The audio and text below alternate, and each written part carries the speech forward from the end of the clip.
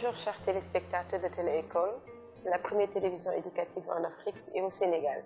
Merci de nous recevoir chez vous dans ce nouveau numéro de Parlons Philosophie. Aujourd'hui, Parlons Philosophie est spécial dans la mesure où on va faire le commentaire. Parce que comme vous le savez, au baccalauréat, on ne va pas poser des questions aux élèves, mais on va évaluer sous forme de dissertation ou le commentaire philosophique. Donc c'est extrêmement important de faire le commentaire par l'exemple. Par l'exemple veut dire qu'on ne va pas venir théoriser, mais on vous amène un texte qui va montrer comment on fait un commentaire, comment on sort la thèse et quelle est la question qu'on doit poser pour sortir le thème, quelle est la question qu'il faut poser pour sortir la thèse, ainsi de suite. Donc on veut être plus pratique que théorique. Et j'ai l'honneur de recevoir aujourd'hui M. Matar Tall. Merci Matar d'avoir répondu à notre invitation de Télé-École. Merci Madame Badiane. Je suis vraiment heureux de répondre à cette invitation qui sera pour moi l'occasion de revisiter la méthodologie du commentaire, mais aussi d'apprendre. Parce que comme vous l'avez si bien dit, au baccalauréat, l'architecture de l'épreuve est telle qu'on donne aux candidats et candidates 2 sujets de dissertation et un texte pour le commentaire. Alors, si on a formulé les sujets de la sorte, c'est pour permettre aux candidats de multiplier leurs chances pour pouvoir s'en sortir. S'ils ne se sentent pas à l'aise en dissertation, l'issue de ce cours sera bien entendu le commentaire, et c'est justement ce commentaire qui est l'objet de notre émission d'aujourd'hui. Donc, merci de m'avoir invité à cette émission. Merci beaucoup, Matar. Et le texte que nous allons faire, c'est un texte de René Descartes, tiré Principes de la philosophie, première partie des principes de la connaissance humaine. Oui. Merci Madame Badiane d'avoir fait la présentation du texte que nous allons exploiter. Mais auparavant, j'aimerais que l'on revienne sur la méthodologie du commentaire. Parce qu'il y a la phase théorique et la phase pratique. Pour les candidats qui n'ont pas encore digéré la méthodologie, je voudrais leur accorder quelques minutes pour qu'on revienne là-dessus et que l'on consolide déjà les acquis. Alors, qu'est-ce que le commentaire d'abord? Le terme peut être défini au sens large et banal comme une interprétation qui porte sur un texte. Et vous savez bien que toute interprétation est personnelle, voyez-vous. Et dans l'interprétation qui porte sur le texte, il faudra naturellement veiller à l'expliquer d'abord fidèlement, ensuite à le discuter. De ce point de vue, nous pouvons dire que commenter, c'est expliquer et discuter. Donc c'est une réflexion personnelle qui porte sur un texte à expliquer et à discuter. Et donc voilà les 2 temps forts du commentaire, l'explication et la discussion. Et ces 2 temps forts forment le développement qui est le corps du texte.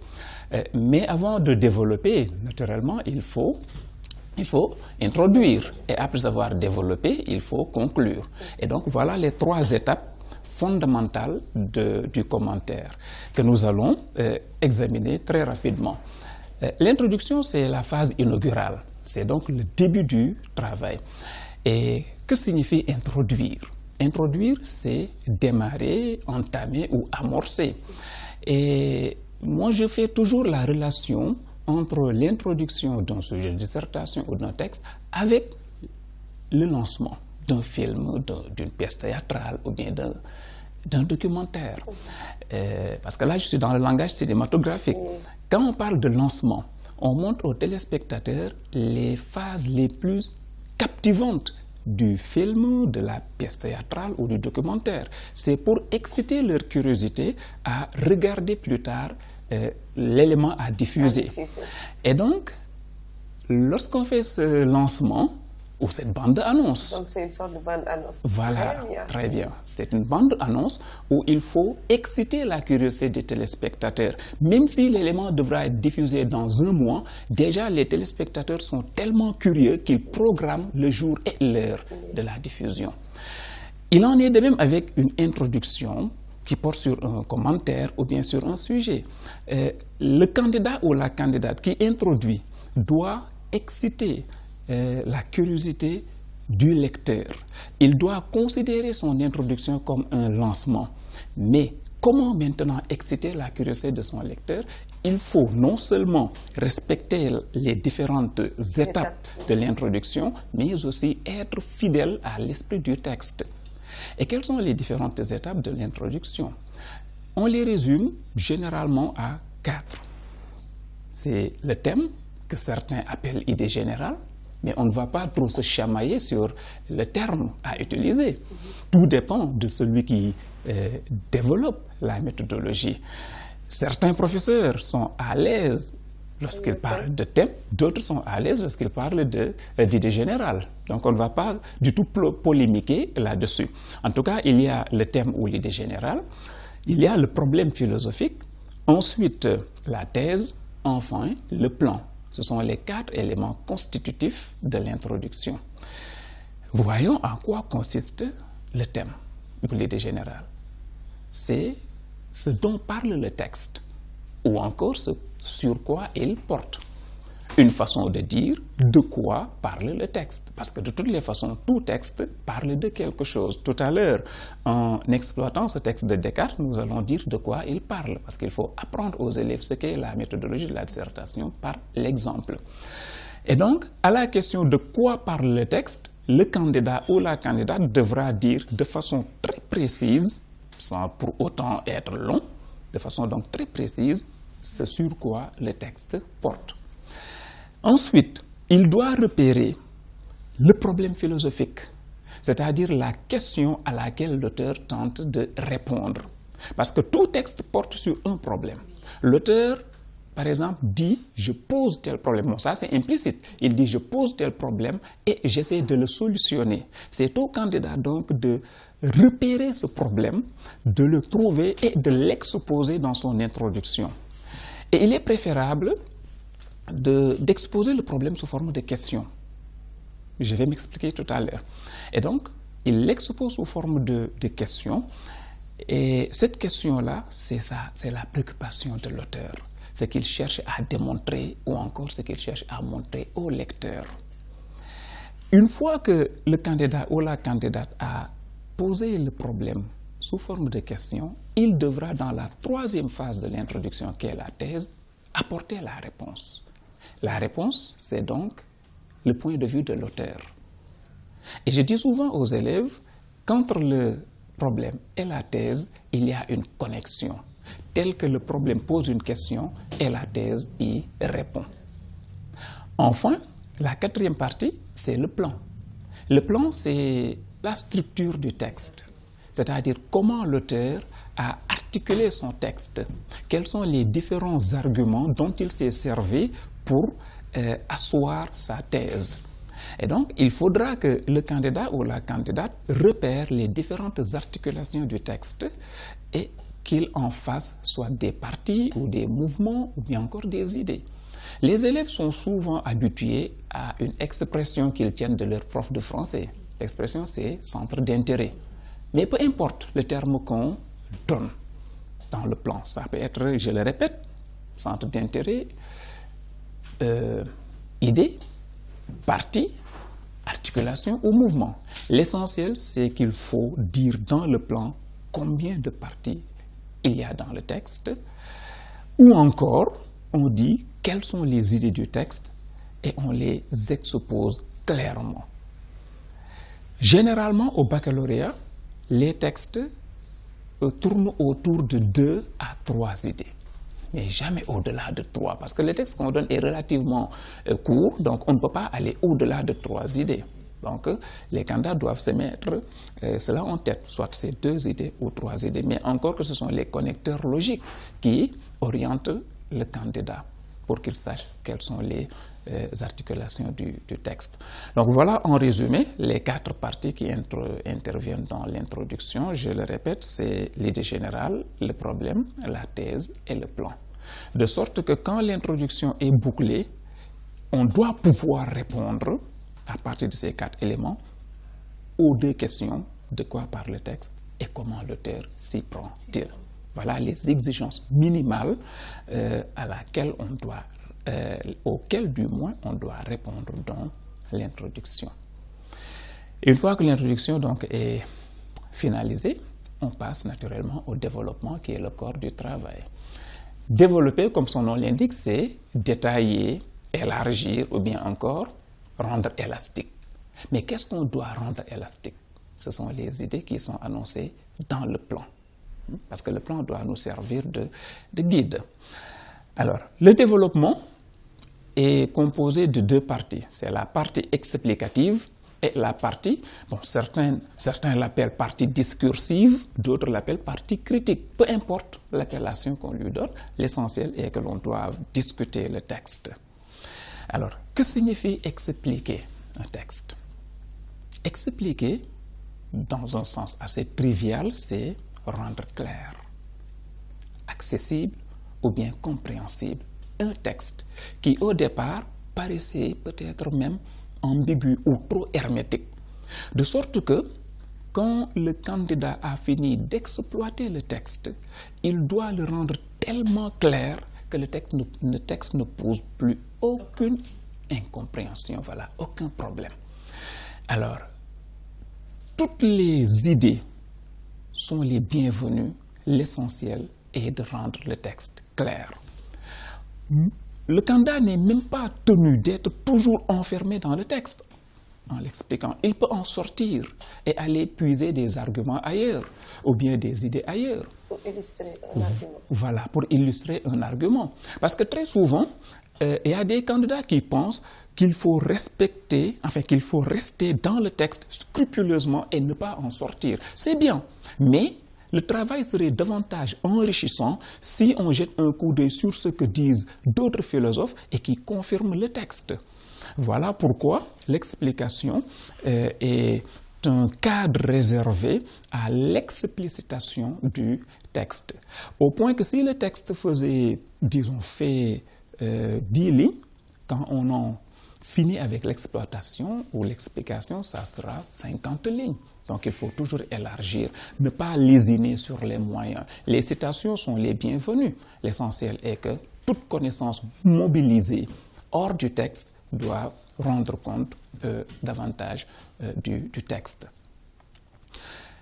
Et lorsque l'explication est terminée, bien sûr, on passe à la discussion. La discussion est un lieu privilégié pour le candidat de montrer ce qu'il vaut. Parce que si on parle de commentaires, c'est vrai que les autres éléments sont essentiels, l'explication, l'introduction, etc. Mais c'est la discussion qui révèle davantage ce que le candidat vaut. Est-ce qu'il est capable de prendre du recul devant un texte et d'avoir une pensée ou même une réflexion personnelle là-dessus? La discussion, donc, permet au candidat de se libérer. Parce que l'explication l'avait enfermé, au point qu'ils doivent être fidèles à l'auteur, mais dans la discussion, il est libre. Libre d'être d'accord avec l'auteur ou d'être en désaccord avec lui. Ce qui signifie qu'on peut discuter un texte de deux façons. Soit on le discute positivement ou on le fait négativement. Maintenant, pour chaque option, il faudra savoir quelles sont les attentes des lecteurs. Si le candidat décide de discuter le texte positivement, il devra en montrer la pertinence, l'intérêt ou même l'importance et parfois l'actualité de ce texte. Si par exemple c'est un Platon qui écrit son texte depuis l'Antiquité et que l'on doit discuter positivement aujourd'hui, on peut voir si le texte est en déphasage avec l'actualité ou pas. Or, on sait que les philosophes n'écrivent pas seulement pour leur époque, ils écrivent pour toutes les époques. Donc, les philosophes ne dialoguent pas simplement avec ses contemporains, ils dialoguent avec tout le monde. Donc, un texte de Platon qui date de l'Antiquité, on peut voir en quoi il est actuel aujourd'hui. Donc ça, c'est dans la logique de la discussion positive. Ou bien aussi, on peut relever les mérites de l'auteur ou son courage d'avoir osé examiner telle question. Par exemple, Nietzsche, qui a osé déclarer la mort de Dieu. Ça demande du courage. D'autant plus qu'il dit « j'ose dire à voix haute ce que tout le monde dit à voix basse ». Donc il y a ici le courage qui est mis en jeu. Donc c'est au commentateur de voir comment discuter le texte positivement en montrant l'intérêt, l'actualité, l'importance ou les mérites même de l'auteur. Seulement le risque de discuter un texte positivement, c'est de répéter l'explication. Il y a un réel risque. Et les candidats ne sont pas très outillés pour discuter un texte positivement. Au baccalauréat, en corrigeant les travaux des candidats, on se rend compte que ceux qui ont discuté le texte positivement, ils ne disent rien de nouveau, ils ne font que ressasser, voilà, ils ne font que répéter l'explication. C'est pourquoi on dit souvent aux candidats qu'il est préférable de discuter un texte négativement. Parce que discuter un texte négativement, c'est prendre du recul et jeter un regard critique sur le texte en montrant... Sur la thèse de l'auteur. Voilà, exactement. Parce que la thèse est toujours accompagnée d'arguments, voilà, qui confortent cette thèse-là. Donc, en attaquant la thèse de l'auteur, évidemment et inévitablement, on va attaquer aussi les arguments. Les arguments de l'auteur, bien sûr. Voilà. Et donc, dans la discussion négative, on attaque la thèse de l'auteur et les arguments qui gravitent autour. De la thèse. Très bien. Exactement. En montrant les limites du texte, les failles ou les insuffisances, etc. Surtout les limites du texte, là, ça permet aux élèves d'avoir plus d'arguments. Exactement. Très bien. D'autant plus que ce qui fait le charme de la philosophie, c'est le désaccord qui oppose les philosophes. Donc, il est beaucoup plus aisé de discuter un texte négativement en faisant appel à un autre auteur qui a eu une vision différente de la chose. Et tout à l'heure, en exploitant ce texte, nous allons le discuter négativement en essayant de démonter pièce par pièce ce qu'a dit René Descartes. En résumé, la discussion peut se faire de deux manières. Ou bien elle est positive, ou bien elle est négative. Mais il est fortement recommandé de discuter un texte négativement. Et dès que la discussion négative est bouclée, on passe naturellement à la conclusion. La troisième partie. Voilà, la troisième partie, pour boucler le travail. Parce que la conclusion, c'est la phase finale. J'avais dit à l'entame de mon propos que l'introduction, c'est la phase inaugurale et la conclusion, naturellement, c'est la phase finale. Il faut donc finaliser le travail, boucler ce qui a été dit précédemment. Et la conclusion, elle tourne autour de trois parties. Il s'agit d'abord de faire le bilan, c'est-à-dire de résumer les idées qui ont été développées dans l'explication et la discussion. Et là, je dois avouer qu'il y a certains candidats, que ce soit lors des évaluations en classe ou lors du bac, il y a certains candidats qui, arrivés à la conclusion, en font un fourre-tout. C'est-à-dire que toutes les idées qu'ils avaient oubliées d'examiner dans le développement, voilà, ils fourrent le tout dans la conclusion. Au bout du compte, ça ne devient plus une conclusion. Donc c'est une erreur à éviter. À éviter. Exactement. Toute idée omise n'a plus sa place dans la conclusion. À moins que l'on reprenne le travail si toutefois on dispose suffisamment de temps. Or, ce n'est pas évident, surtout au baccalauréat où les 4 heures de temps ressemblent à 4 minutes. Parce qu'il y a la pression, il y a l'angoisse, il y a donc tout un tas de paramètres à prendre en compte. C'est pourquoi les candidats doivent gérer rationnellement les 4 heures de temps. Et donc, on fait le bilan sous forme de résumé. Brièvement, on rappelle les idées qui ont été examinées dans l'explication et la discussion. Ensuite, pour la deuxième étape, on parle de l'intérêt philosophique du texte. Parce que tout texte a un intérêt philosophique. Voilà, c'est évident. Enfin, pour la troisième partie, et là c'est discutable, c'est la perspective. Il y a des méthodologies qui disent que la perspective n'est pas souhaitable en commentaire, mais en dissertation. Voilà. Et il y en a d'autres qui disent que comme la philosophie ne se termine jamais par un point final, mais par des points questions. De suspension, voilà, des questions, donc il est souhaitable de terminer son commentaire par une perspective. Philosophique. Voilà, perspective philosophique. Et moi, je suis d'ailleurs de cet avis. Après avoir détailler le texte et après l'avoir conclu, on peut montrer que voilà le thème sur lequel on réfléchissait, mais ce thème peut aboutir sur un autre thème. Ça peut conduire à un autre thème. Et donc, on ouvre cette perspective sous forme de questions. Et quand le lecteur verra cette question, il saura que la philosophie est un débat sans fin. Donc voilà, en résumé et de façon donc ramassée, ce que j'avais à dire sur la méthodologie du commentaire. C'est formidable et c'est très clair. Merci beaucoup. Et c'est pratique parce que là, si l'élève ne comprend pas la méthodologie, il ne peut pas, même s'il comprend le texte, il ne saura pas comment faire un commentaire. C'est pourquoi la méthodologie, elle est importante. Tout à fait. Yeah. Tout à fait. Maintenant, on va essayer de lire le texte de René Descartes. Oui. Vas-y, vous pouvez lire le texte.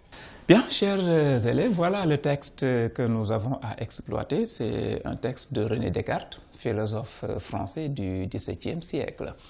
Et qui a fait le XVIIe siècle. Ouais. Qui a beaucoup marqué le XVIIe siècle. Absolument. Ouais. Et d'ailleurs, si on parle de modernité, la modernité, bien entendu, on le doit surtout à René Descartes. C'est lui qui a modernisé la philosophie. Voilà, c'est ça. C'est ça. Okay. Il l'a modernisé. On peut même dire dans un commentaire assez bref que Socrate a révolutionné la philosophie en changeant son axe de réflexion. La philosophie ne portait plus sur la nature mais sur l'homme. Mais au XVIIe siècle, Descartes l'a modernisé davantage. C'est vous dire que chaque auteur a marqué son temps. Et Descartes, il a marqué son temps. Il l'a vraiment marqué. C'est pourquoi même quand les profs de français parlent du classicisme qui date du XVIIe siècle... Du rationalisme. Exactement. On ne peut pas parler de rationalisme sans parler de Descartes. De Descartes, effectivement. Oui. C'est ça. Bien, donc, je lis le texte de René Descartes. J'aurais voulu premièrement y expliquer ce que c'est que la philosophie, en commençant par les choses les plus vulgaires, comme sont que ce mot philosophie signifie l'étude de la sagesse et que par la sagesse on n'entend pas seulement la prudence dans les affaires mais une parfaite connaissance de toutes les choses que l'homme peut savoir tant pour la conduite de sa vie que pour la conservation de sa santé et l'invention de tous les arts. Et qu'afin que cette connaissance soit telle, il est nécessaire qu'elle soit déduite des premières causes, en sorte que pour étudier à l'acquérir, ce qui se nomme proprement philosophie, il faut commencer par la recherche de ces premières causes, c'est-à-dire des principes.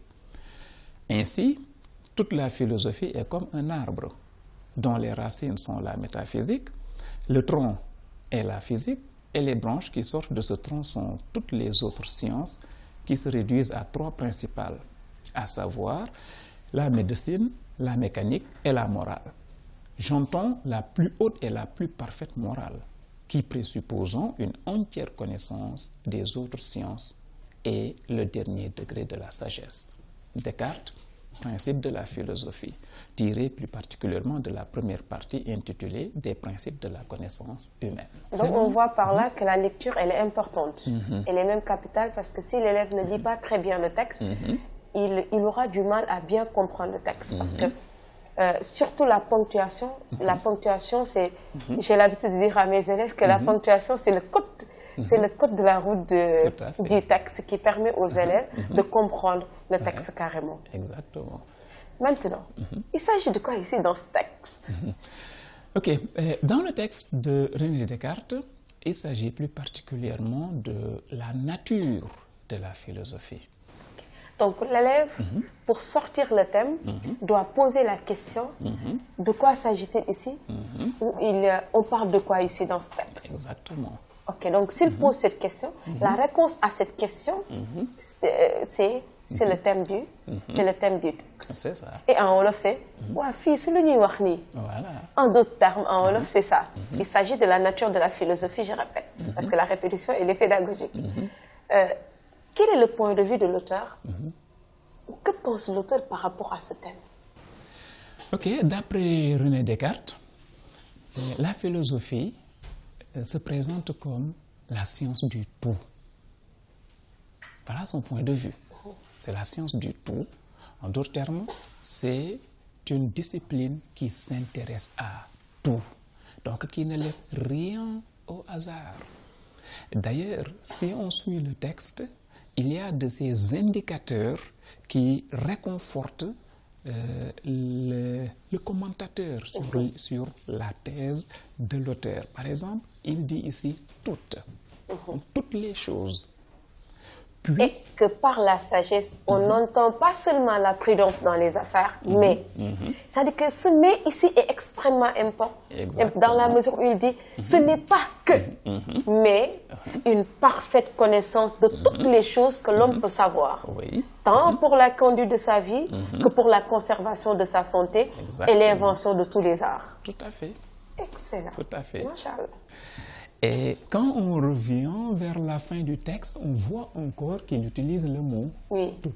Sont toutes les autres sciences.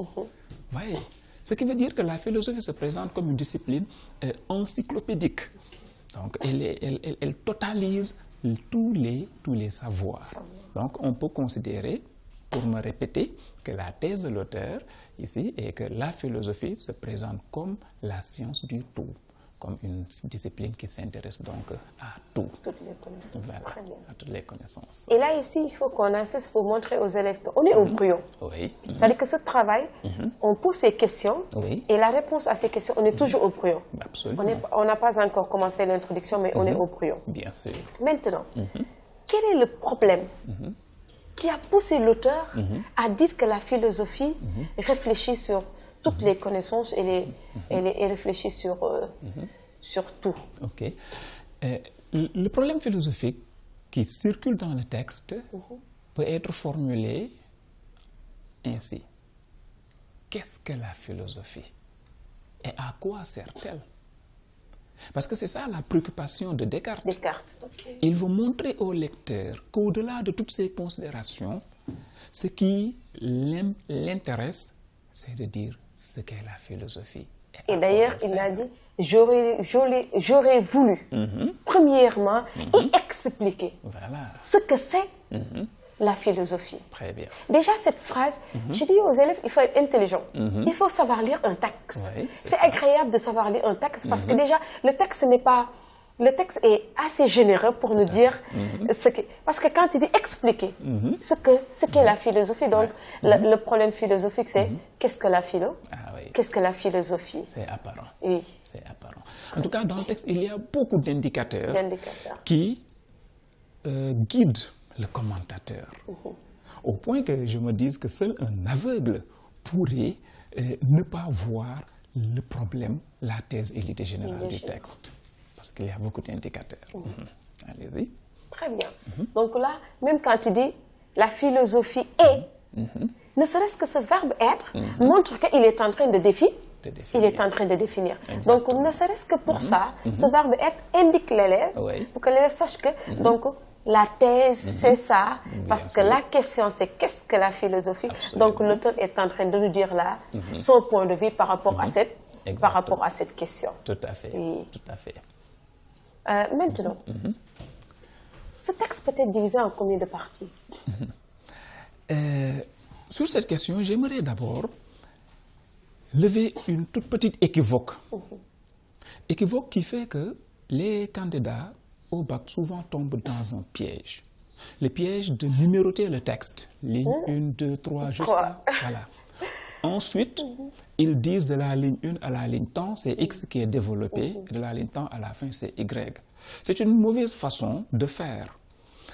Je comprends pourquoi les élèves le font, parce que souvent, ils sont victimes de la méthodologie du commentaire français et du commentaire historique.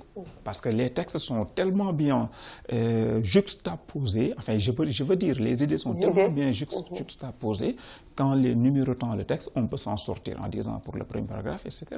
Et donc, c'est ce que les élèves veulent transposer en philosophie. Or, la philosophie a d'autres exigences. Un texte en philosophie se présente en bloc.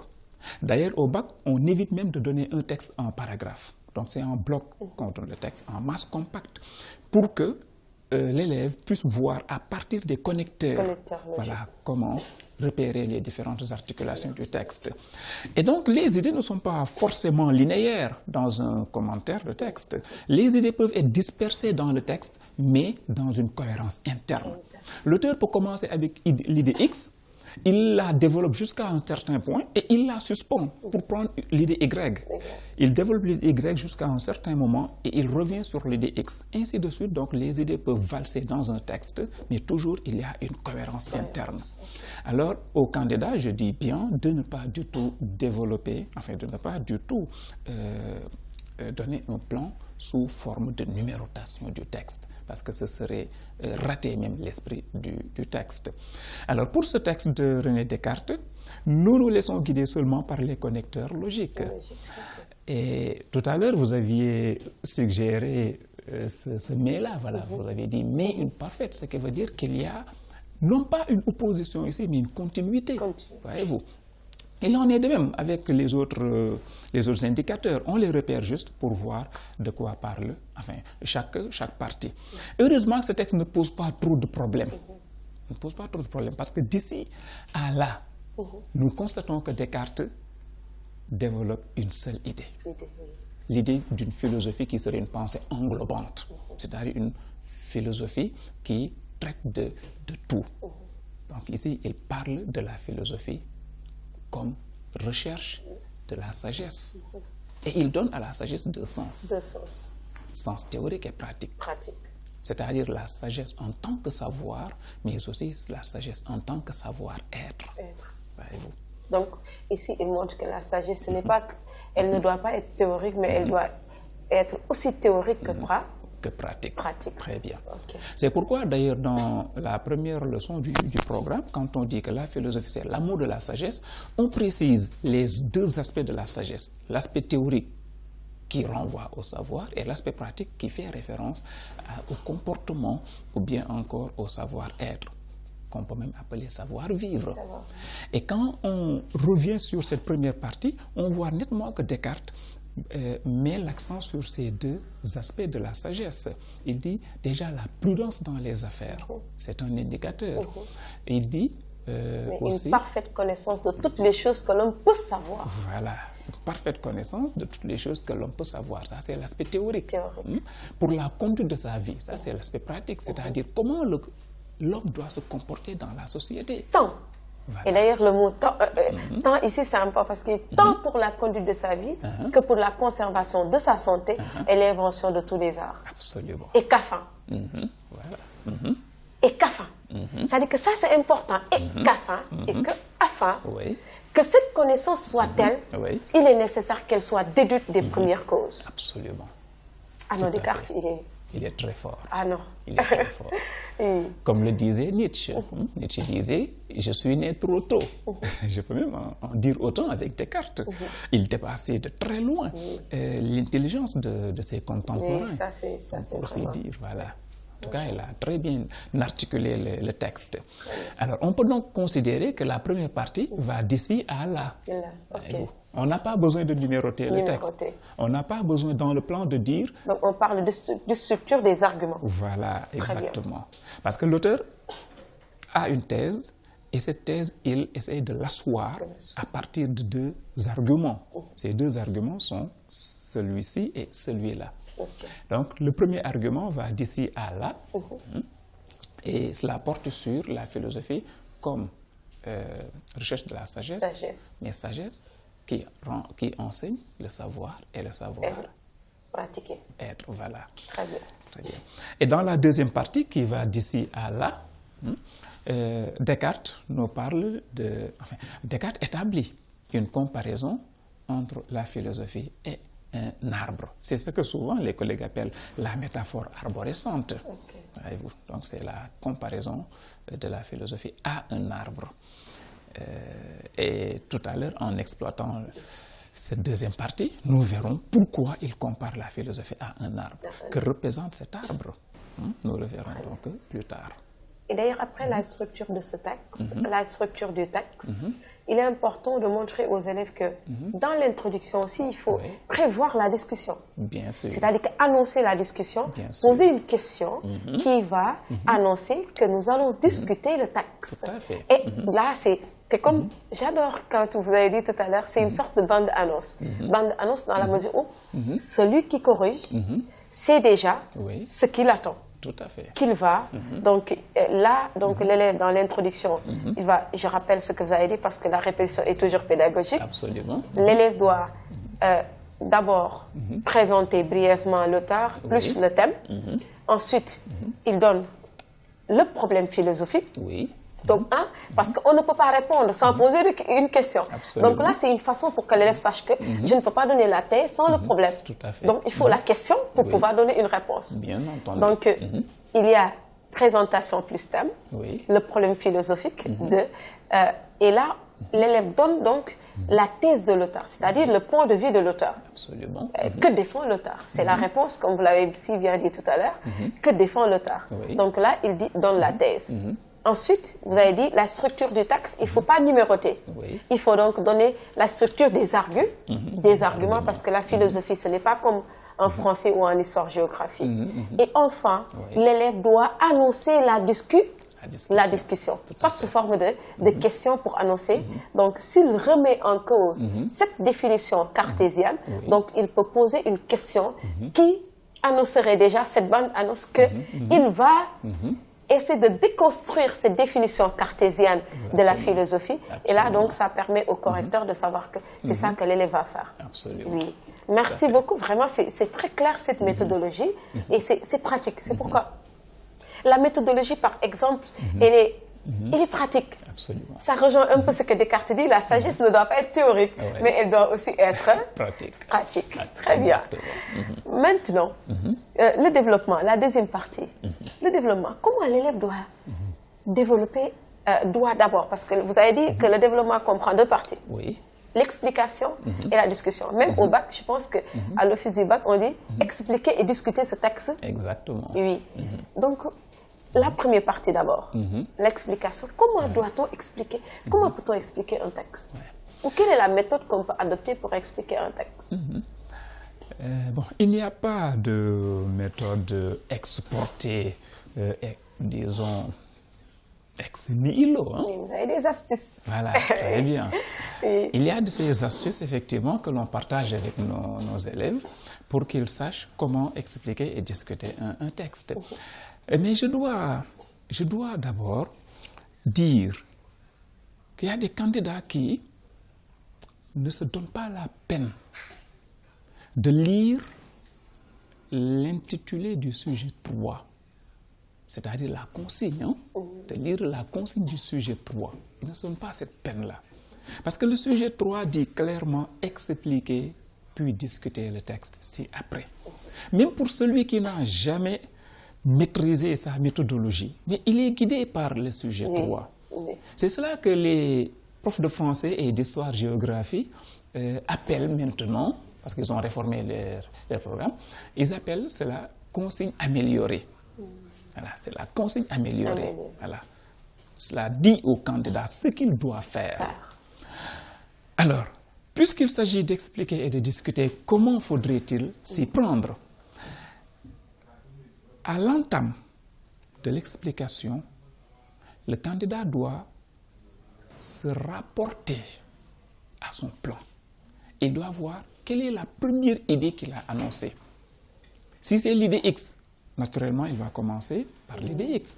Il n'est pas question du tout d'inverser le plan. Donc, il n'a pas le droit de commencer par se définir. La philosophie est comme un arbre. Donc, il n'a pas le droit. Il n'a pas ce droit. Il doit se conformer à la progression des idées de l'auteur. Parce qu'il doit se mettre même dans la peau de l'auteur. Ou à défaut, il doit être l'auteur ressuscité. En suivant progressivement et scrupuleusement les idées. Donc, il doit commencer par cette première idée. Et dans le plan, nous avions dit que cette idée, c'est la définition de la philosophie en tant que recherche de sagesse, sagesse au sens théorique et au sens pratique. Et c'est justement ce que le candidat va développer.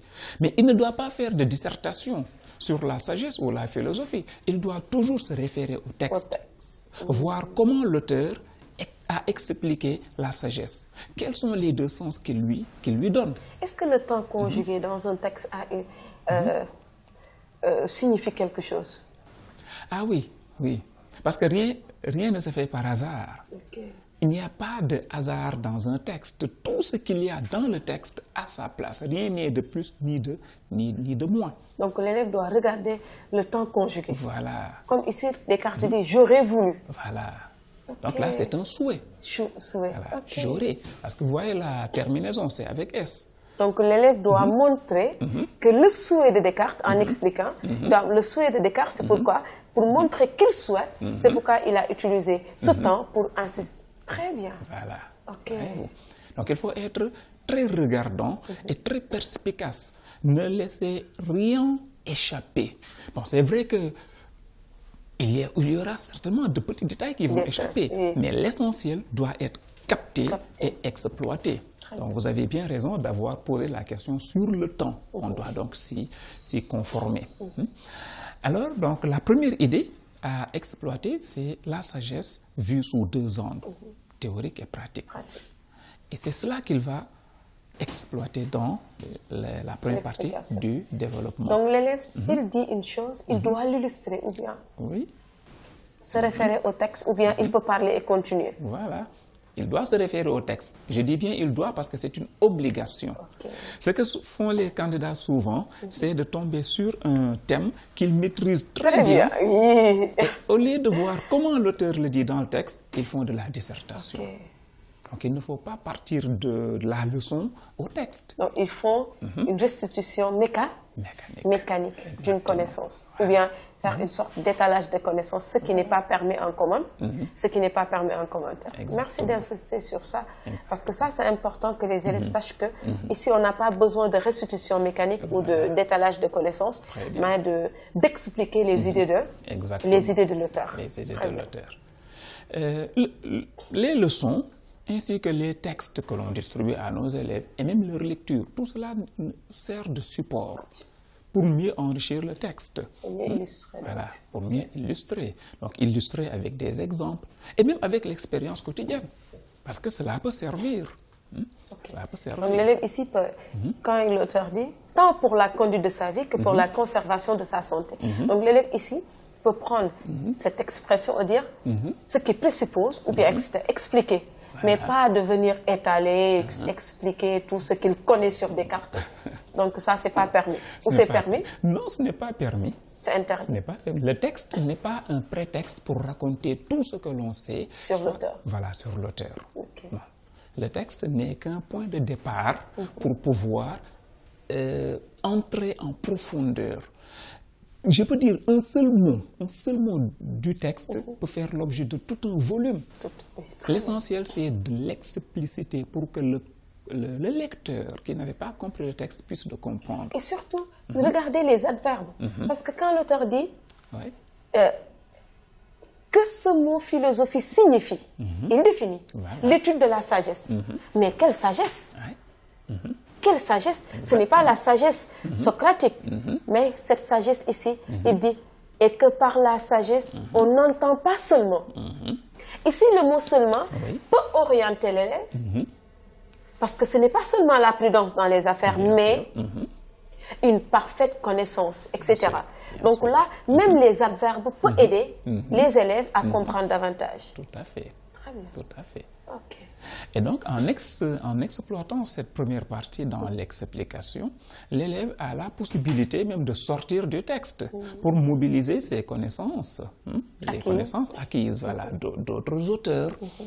Même l'histoire, la géographie, la physique, la chimie, les sciences de la terre, toute connaissance pouvant davantage enrichir le texte est la bienvenue. Mais il ne faut pas en abuser. Voilà, il ne faut pas en abuser. Et il faudra aussi montrer que Descartes est quelque peu le trait d'union entre Aristote et Platon. Pourquoi je le dis? C'est parce qu'il a hérité de Platon quelque chose que nous verrons dans la deuxième partie, ici même. Mais il a hérité aussi d'autres choses chez Aristote que nous voyons dans cette première partie. Ah oui, c'est vrai. Et c'est vrai. Parce que là, quand tu vois le texte, c'est vrai que c'est comme ça. Voilà. Alors, qu'est-ce qu'il a hérité d'Aristote? Nous sommes toujours dans la première partie. Il a hérité d'Aristote cette conception encyclopédique de la philosophie. Très bien. Vous avez vu juste, Madame Badiane. Parce qu'Aristote rêvait d'un philosophe encyclopédiste, comme les Diderot, d'Alembert, Voltaire, et ces auteurs-là qui ont marqué leur histoire au XVIIIe siècle. Le XVIIIe. Voilà. Et Aristote a précisé, bon, toutes ces connaissances que je suis en train de mobiliser, c'est pour enrichir davantage voilà, de Descartes. Parce qu'Aristote disait que nous concevons le philosophe comme celui qui possède la totalité du savoir ou le savoir de la totalité. Mais il a émis une réserve. Il a dit dans la mesure du possible. Il sait que le philosophe ne peut pas être omniscient, mais il rêve qu'il soit un touche-à-tout, qu'il sache ce qu'est la physique, la chimie, la biologie, l'astronomie, etc. Et Aristote, je peux dire, il est ce qu'on pourrait appeler aujourd'hui l'homme aux 12 métiers. Il était très éveillé, raffiné, mais aussi il avait plusieurs spécialités, voyez-vous. Et donc, ce dont il rêve, c'est de proposer un philosophe qui puisse tout savoir, mais il sait que ce n'est pas possible. Donc son rêve s'est effondré. Il s'est effondré. Et c'est ce que Descartes est en train de revisiter. Il parle donc d'une parfaite connaissance de toutes les choses que l'homme peut savoir. Voilà. En disant toutes les choses, il voudrait aussi que l'homme soit aussi omniscient que Dieu. Mais même Descartes sait que ce n'est pas possible. Il sait que c'est un souhait, c'est pourquoi on revient au début du texte. J'aurais voulu. Voilà. Dès que la terminaison CS, ça montre que c'est un souhait différent de j'aurais s'il n'y avait pas de S, ce serait donc le futur. Donc Descartes. Ici, c'est le conditionnel. Voilà, c'est le conditionnel. Il y a une condition. Exactement, c'est le conditionnel. Voilà. Donc c'est à l'élève de montrer cette relation entre Descartes et Aristote. Mais même s'il ne connaît pas cette connexion, il doit montrer ici que le philosophe doit être un touche-à-tout. Il doit s'intéresser à tout. Et il peut même expliquer cette différence entre cette sagesse socratique et cette sagesse cartésienne. Exactement. Exactement. Et maintenant, la deuxième partie. Voilà. Je voudrais terminer par la sagesse au sens pratique, parce que je ne l'ai pas encore abordée. Oui, vous avez raison. Voilà. La sagesse au sens pratique renvoie ici à ce qu'on appelait dans l'Antiquité la philosophie comme art de vivre. Parce que la philosophie n'était pas seulement vue comme une théorie, mais c'était un style de vie. Comment vivre, comment se comporter dans la société. Et vous avez parlé de Socrate, il revient, parce que Socrate disait, je le cite, la philosophie ne vaut que lorsqu'elle est vécue. Parce que pour lui, la valeur de la philosophie, c'est qu'on la mette en pratique, qu'on sache comment parler, comment marcher, comment s'asseoir, comment traiter avec nos semblables. Au point que être philosophe ne signifiait pas le proclamer partout et à tout va. Être philosophe, c'était agir d'une certaine façon, au point que les autres, en voyant tel agir, ils en déduiraient logiquement que c'est un philosophe. Voilà. C'est pourquoi Socrate ne passait pas inaperçu, parce qu'il avait une façon très originale de se comporter. Il vivait sa philosophie. Voilà, il vivait la philosophie pleinement. Alors c'est au commentateur de montrer donc, ces deux aspects de la philosophie. Enfin, oui, de la philosophie ou de la sagesse. Voilà, exactement. Et dès que le commentateur en finit avec cette première partie, par une astuce, il doit user soit d'un connecteur logique ou bien d'une phrase de transition pour aborder la deuxième idée. Je dirais la seconde idée, puisque l'énumération se limite à deux. Voilà. Alors, il devra montrer que cette philosophie présentée tant comme une sagesse au plan théorique et au plan pratique est cette discipline qui s'apparente à un arbre. Parce que c'est ce que dit Descartes ici. Voilà. Il compare la philosophie à un arbre. Mais que dit-il de cet arbre? Il le divise en trois parties. Les racines, le tronc et les branches. Aux racines, il réserve la métaphysique. Au tronc, il réserve la physique et les branches qui se réduisent à trois principales sont la mécanique, la médecine et la morale. Il dit que c'est ça la philosophie. C'est donc une métaphore. Si l'élève le souhaite, il peut montrer que c'est une figure de style dont se sert Descartes ici pour comparer la philosophie à un arbre. Mais mettons un temps d'arrêt sur cette répartition de cet arbre. Il réserve donc la métaphysique aux racines.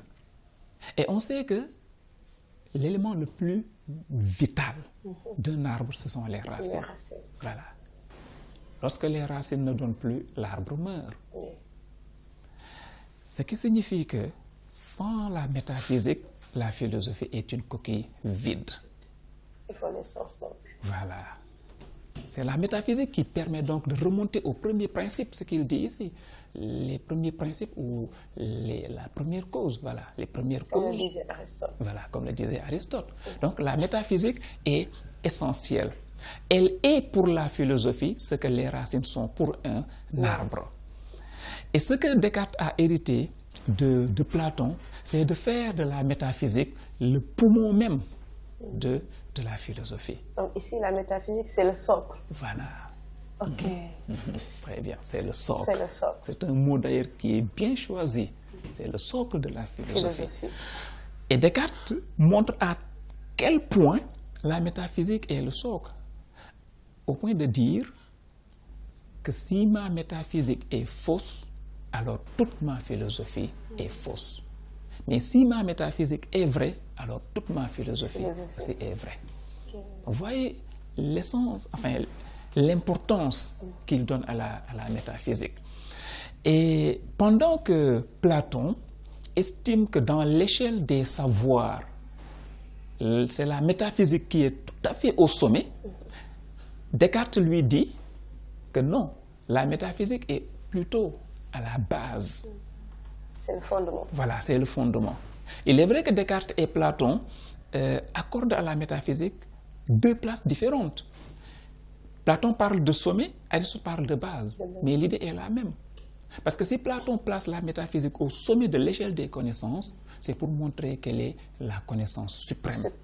Si Descartes la place à la base, c'est pour montrer que c'est la métaphysique qui sous-tend toute connaissance. Et que si la métaphysique s'ébranle, toute la philosophie aussi va s'écrouler. Donc c'est le socle à partir duquel, une fois constitué, tout le reste peut être acquis. Exactement. Okay. Tout le reste peut être acquis. Okay. Voilà. C'est ça. Voilà l'intérêt donc de la métaphysique. Et dans nos différents cours, nous montrons à nos élèves ce qu'est la métaphysique, les problèmes philosophiques que cela pose. En tout état de cause, est métaphysique tout ce qui existe mais qui n'est pas saisissable par les sens. Qui dépasse donc la physique. Voilà, qui dépasse la physique, tel que Andronikos de Rhodes l'a dit dans la classification des œuvres d'Aristote. Et pour montrer toujours l'importance de la métaphysique dans la vie de l'homme, on peut faire une comparaison. Descartes a parlé d'arbres. Moi, je vais parler plutôt de l'architecture. De l'architecture et plus tard de l'homme. Un bâtiment aussi imposant qu'il puisse être n'est rien sans son fondement. C'est pourquoi, quand on édifie un bâtiment, on fait de sorte que le fondement soit solide. Dès qu'il est solide, il peut prendre 1000 étages, comme les gratte-ciel. Et pourtant, le fondement, on ne le voit pas. Et c'est cela qui tient le bâtiment. Prenons l'exemple de l'homme. Aussi robuste qu'il puisse être, ou maigrichon, en tout cas, peu importe son physique. Le physique, c'est donc l'apparence. Peu importe son physique. Mais l'homme n'est rien sans son âme. L'âme, c'est le moteur même du corps. Voilà, c'est le moteur du corps. Donc, l'homme n'est homme que par son âme. Bon, c'est vrai qu'il y a des philosophes qui donnent à l'âme d'autres dénominations. Descartes, parfois, il parle même d'esprit. Hein. Il considère parfois l'âme comme l'esprit. Voilà. Il y en a d'autres qui lui donnent d'autres noms, mais bon, pour ne pas nous compliquer la tâche, je m'en tiens seulement à l'âme. L'homme n'est rien sans son âme. Le bâtiment n'est rien sans son fondement. Un arbre n'est rien sans ses racines. L'âme, le fondement, tout comme les racines, on ne les voit pas. Et pourtant, ce sont ces éléments qui permettent à l'homme, au bâtiment et à l'arbre d'exister. Donc, et de tenir même. Voilà, et de tenir. Très bien. Aussi longtemps que possible. Donc, c'est la métaphysique qui est le soubassement ou bien même le socle, comme vous l'avez dit tout à l'heure, de la philosophie. Voilà. Et il continue, il dit le tronc et la physique et les différentes branches qui sortent de ce tronc sont la médecine, la mécanique et la morale. Voilà. Il montre ici encore l'importance de la morale. Très bien. Et je rappelle que si Descartes a parlé de mécanique et de médecine, c'est parce qu'il n'est pas étranger à la science. Il était un physicien, doublé d'un mathématicien, triplé d'un philosophe. Donc il est ce philosophe-là qui est un touche-à-tout. Mais ce sur quoi je voudrais insister, c'est cette morale. Voilà. Descartes tient beaucoup à la morale, même dans le discours de la méthode, ouvrage qui n'est plus au programme. Il parle de la morale par provision. C'est-à-dire c'est un ensemble de règles que l'on doit utiliser comme code de conduite. On doit s'en servir pour savoir comment vivre. Voyez-vous. Vous avez parlé tout à l'heure de code de la route. Vous aviez dit que les connecteurs logiques, je pense... La ponctuation. La ponctuation, voilà. C'est le code de la route d'un texte. Très bien. Et c'est une très belle trouvaille d'ailleurs. C'est une très belle trouvaille. Alors, la morale aussi a un ensemble de règles qui servent de code de conduite ou bien même de code de la route. Parce que des fois, les élèves, ils confondent quand l'auteur dit « et », quand il met virgule ou quand il met « ou ». Je dis aux élèves, mais quand il met virgule, il continue. Exactement. Quand il met « ou », il y a alternance. Voilà. Quand il met « et », donc ça signifie qu'il dit ça et ça. Tout à fait. Et là, donc, s'ils ne lisent pas le texte, pour décortiquer ce que veut dire le texte, ils auront du mal à comprendre le texte. Je pense que ce sont ces trucs. Des fois, je taquine même les élèves, je dis, j'aurais bien aimé avoir du temps pour vous enseigner comment lire un texte, parce que c'est extrêmement important. Absolument. Mais là, cette méthodologie que vous venez de nous montrer est extrêmement pratique. Et maintenant, la discussion, la deuxième partie du développement. Voilà. La discussion, comme je l'ai dit tout à l'heure, c'est le cadre réservé à une véritable réflexion personnelle sur le texte. Étant entendu, et merci de l'avoir rappelé, étant entendu que dans le plan, on a déjà annoncé la couleur. On a déjà annoncé ce que nous allons faire sous forme de questions. Et comme j'avais dit que nous allons discuter le texte négativement, c'est une objection qu'il faudra faire au texte de Descartes, mais dans le plan. Et l'objection consiste à se demander, est-il possible humainement de prétendre tout savoir? Donc cette question qu'on doit mettre dans l'introduction, est-il et enfin, nous allons voir s'il est humainement possible de tout connaître. Donc ça montre que dans la discussion, nous allons remettre en cause cette définition cartésienne de la philo. Exactement. Je pense qu'aujourd'hui, au XXIe siècle, cette définition devient caduque. Caduque. Donc cette analyse critique peut être plus intéressante. Oui, exactement. C'est vrai que Descartes est un grand philosophe, on ne le nie pas. Il a marqué son temps, comme vous l'avez dit tout à l'heure. Mais pour autant, il n'est pas infaillible. Nul n'est infaillible. Quelle que soit la pertinence d'un texte, quelle que soit également la finesse de l'esprit de l'auteur, il y a toujours de quoi dire de son texte pour montrer qu'il a des limites. Voilà. Ce texte est très important. Ça permet aux élèves, surtout dans l'introduction de la philosophie, de savoir ce qu'est la philosophie, de savoir que la philosophie est une discipline englobante, elle s'intéresse à tout, etc. Mais toutefois, il faudra montrer aux élèves, comme vous l'avez dit, qu'en ce 21e siècle, cette prétention démesurée de vouloir tout savoir est un rêve qui s'écroule. Ça s'écroule complètement. C'est pourquoi le rêve d'Aristote, qui a voyagé jusque chez Descartes, s'est ébranlé. On ne peut pas tout savoir. Et que pour être plus efficace, on devrait plutôt se spécialiser. Voilà, on devrait se spécialiser.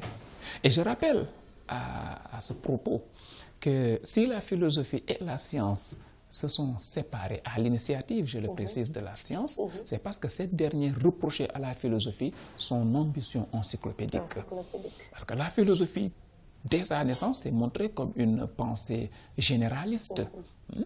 Mais la science s'est rendue compte que le savoir doit être fragmenté. Fragmenté en plusieurs savoirs et que chaque science se spécialise dans tel domaine. Nous arrivons à la fin de notre émission Parlons Philosophie et je vous l'avais dit tout à l'heure que aujourd'hui cette émission est extrêmement importante dans la mesure où on a fait le commentaire philosophique par exemple avec un texte à l'appui, un texte de René Descartes.